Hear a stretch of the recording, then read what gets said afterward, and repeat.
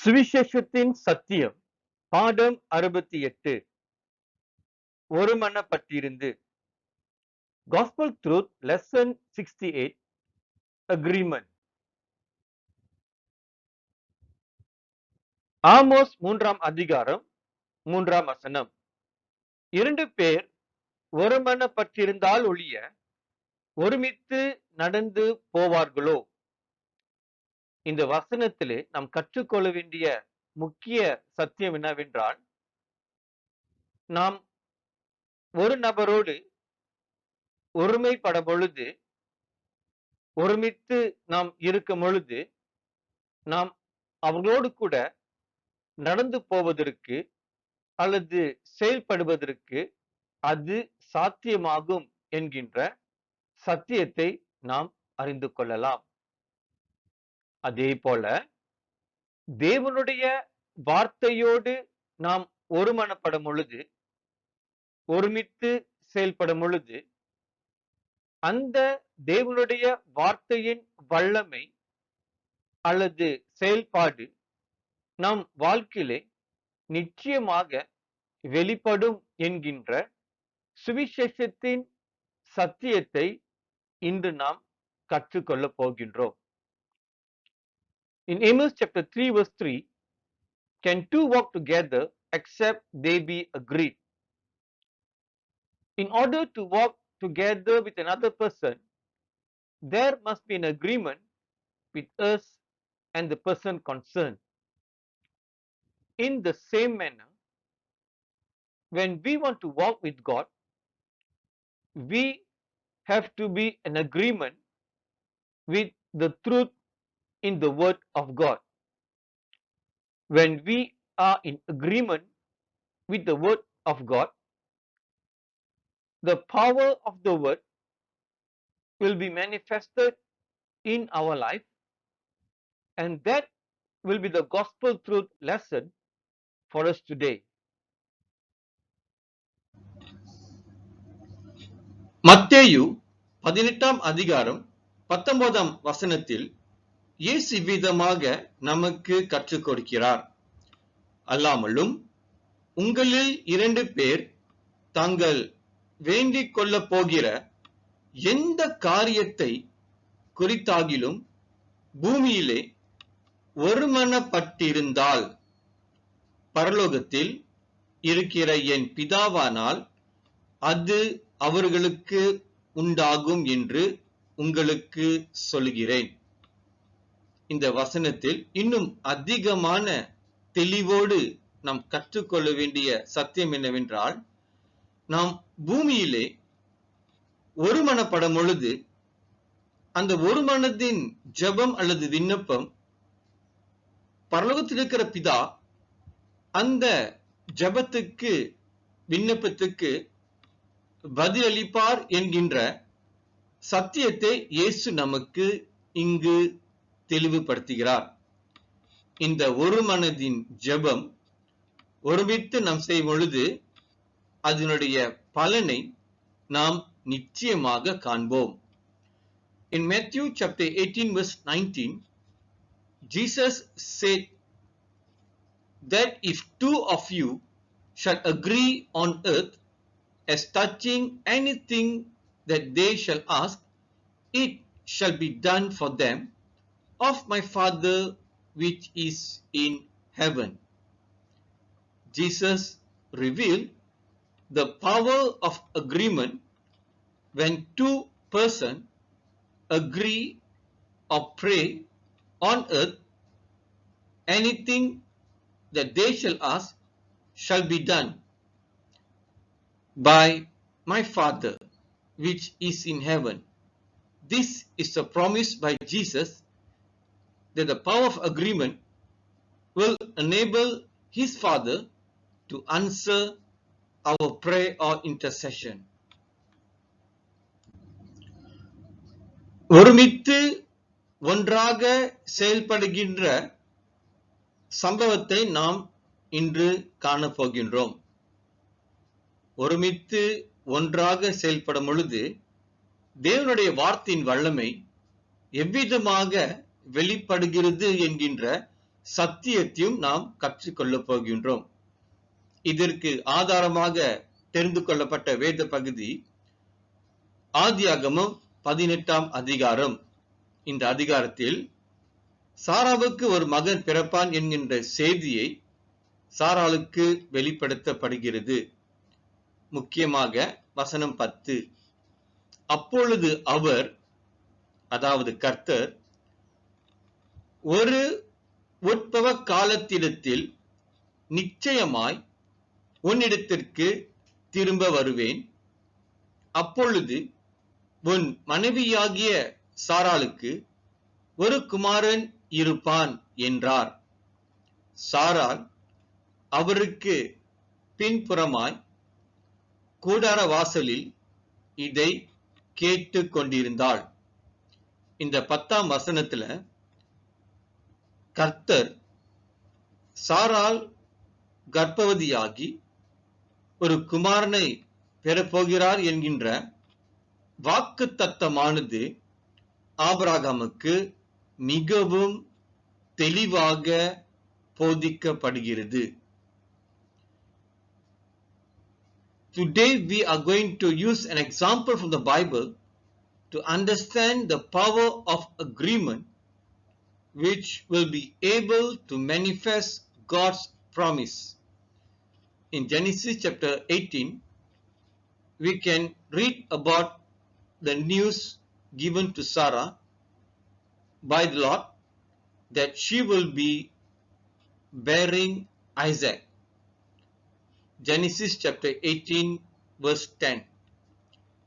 And he said, refers to the Lord, I will certainly return unto thee according to the time of life, and lo, Sarah thy wife shall have a son. And Sarah heard it in the 10th door which was behind him. Verse 10 is clearly a promise given by God to Abraham and Sarah that they will be having a son next year.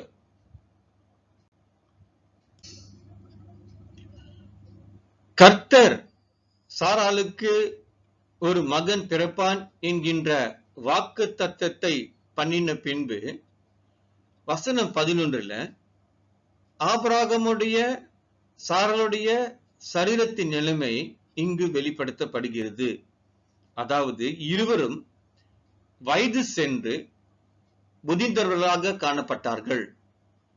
அது மாத்திரமல்ல, ஸ்திரீகளுக்குள்ளே வழிபாடு சாராளுக்கு நின்று போயிற்று. இருவருக்கும் சரீர பிரகாரமாக குழந்தை பெற்றெடுக்கின்ற பாக்கியத்தை அவர்களுடைய சரீரத்திலே இல்லை என்கின்ற சத்தியம் இங்கு வெளிப்படுகிறது. மாமிச சிந்தையில், மாமிச பார்வையில் சாரா இவ்விதமாக உள்ளத்திலே அவள் நகைக்கிறாள். நான் கிழவியும் என் ஆண்டவன் முதிர்ந்த வயதுள்ளவனானுமான பின்பு எனக்கு இன்பம் உண்டாயிருக்குமோ என்றாள்.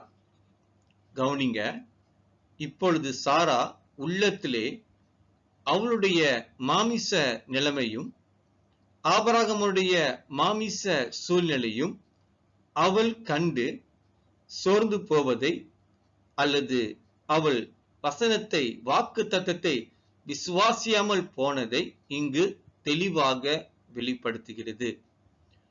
அதே வேளையில் வசனம் 13, கர்த்தர் ஆபிரகாம் இடத்தில் இவ்விதமாக சொல்கிறார். சாராள் நகைத்து, நான் கிழவியாயிருக்க பிள்ளை பெறுவது மெய்யோ என்று சொல்வானேன். சாரா உள்ளத்திலே நினைத்து நகைத்த வார்த்தைகளை கர்த்தர் ஆபிரகாமுக்கு வெளிப்படுத்துகிறார்.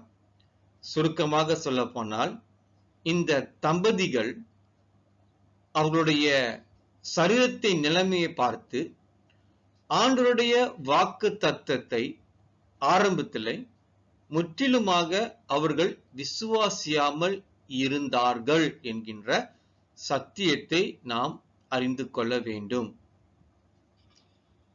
In Genesis chapter 18 verse 11 to 13, the physical condition of Abraham and Sarah is revealed. Both Abraham and Sarah were old and well stricken in age, and it ceased to be with Sarah after the manner of women. Both Abraham and Sarah were not physically fit to bear a child, and because of that, in verse 12, Sarah laughed within herself. After I am waxed old, shall I have pleasure, my Lord being old also? Sarah identified her physical shortcoming and confessed within herself that they are unable to bear a child. This matter was revealed by Lot to Abraham in verse 13. Wherefore did Sarah laugh, saying, Shall I of a surety bear a child, which am old?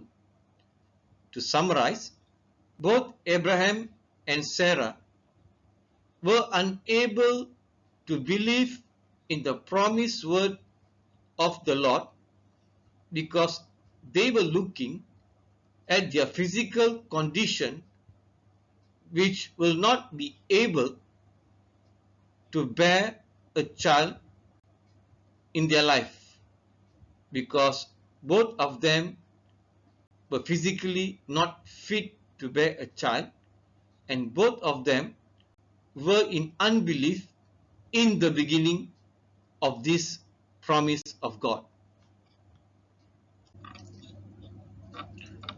சாராள் கொடுத்த மறுமொழிக்கு கர்த்தர் இவ்விதமாக அவர்களை கண்டிக்கிறார். வசனம் 14, கர்த்தரால் ஆகாத காரியம் உண்டோ? உற்பவ காலத்திலிடத்தில் உன்னிடத்திற்கு திரும்ப வருவேன், அப்பொழுது சாராளுக்கு ஒரு குமாரன் இருப்பான் என்றார். கவனிங்க, சற்று முன் சொல்லப்பட்ட வாக்கு தத்தம் மறுபடியுமாக இப்பொழுது ஆபிரகாமுக்கும் சாராளுக்கும் உறுதிப்படுத்தப்படுகின்றது. அப்படின்றால் கர்த்தர் இந்த வாக்கு தத்தத்தை நிச்சயமாக செய்து முடிப்பார் என்கின்ற மறுபடியுமாக ஒரு ஞாபகம் அல்லது வலியுறுத்துதல் அவர்களுக்கு வெளிப்பட்டது. இந்த மறுபடியுமாக வெளிப்படுத்தப்பட்ட இந்த வாக்கு தத்தத்தை கேட்ட சாரா இப்பொழுது பயந்தாள். வசனம் 15, சாராள் பயந்து நான் நகைக்கவில்லை என்று மறுத்தாள். அதற்கு அவர் கர்த்தர் இல்லை, நீ நகைத்தாய் என்றார். சாரா பொய் சொன்னதை இங்கு நாம் கண்டறியலாம். சாரா கொடுக்கப்பட்ட வாக்கு தத்தத்தின் மேல் முழு நம்பிக்கையாமல் இருந்தால் என்கின்ற சத்தியத்தையும் நாம் அறிந்திருக்கிறோம். பிரியமானவர்களே, ஆரம்பத்தில் வந்த வாக்கு தத்தத்தை ஆபிரகாமும் சாராளும் முற்றிலுமாக அவர்கள் முழு மனதோடு விசுவாசியாமல் இருப்பதை இந்த பகுதியிலே நாம் கண்டறிந்தோம். In Genesis chapter 18 verse 14, the Lord repeated his promise to Sarah because his promise will come to pass. In verse 14, is anything too hard for the Lord?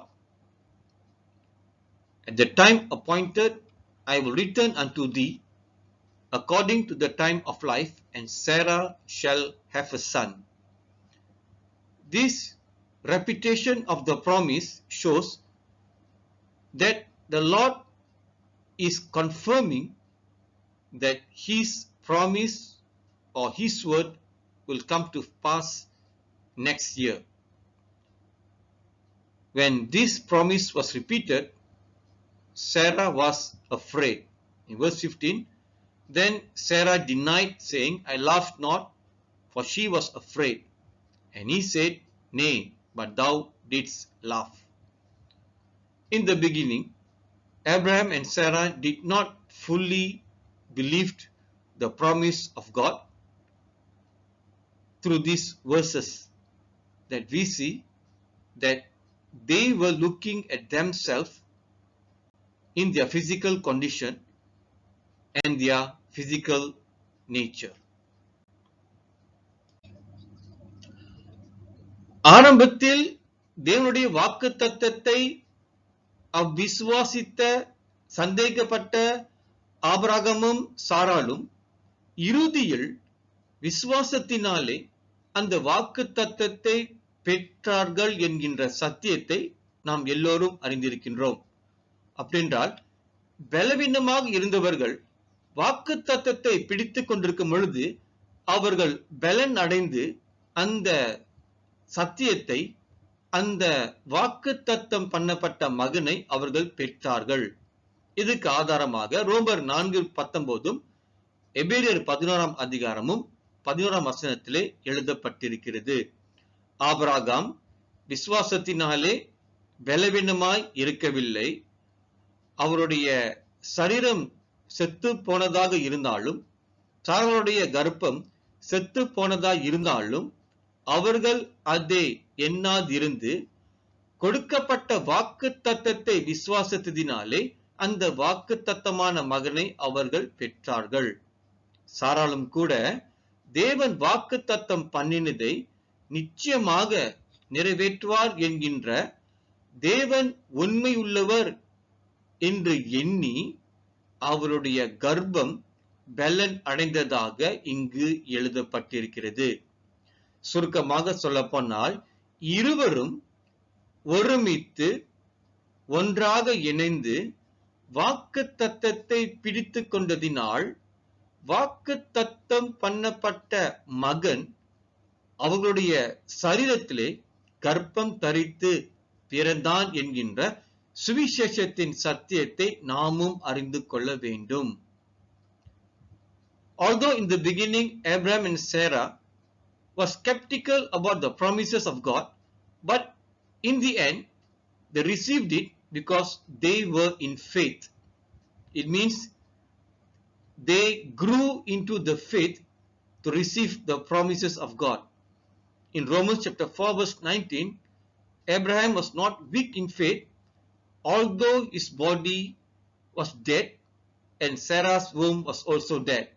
But because of his faith, he built up his faith and received the promise of God. So as Sarah, she believed that God will fulfill his promises because he is faithful. And because of that, she judged God being faithful, and then she received the promise by conceiving the seed in her strengthened womb. To summarize, both these couples were in agreement with the word of God. Because of their agreement, because of their oneness in spirit, in their soul, and in their body, they were able to bring or manifest the promised child in their life, in their own bodies. Through this, we can learn that although in the beginning we may at times do not believe or being unfaithful in the word of God, but as time goes by, when we continue to be in the word or believe in God's promise, this promise will also manifest in our life. This is the gospel truth from the story of Abraham, Sarah, and their newborn child Isaac. Thank you for watching and listening. Please like, subscribe, and share. Thank you.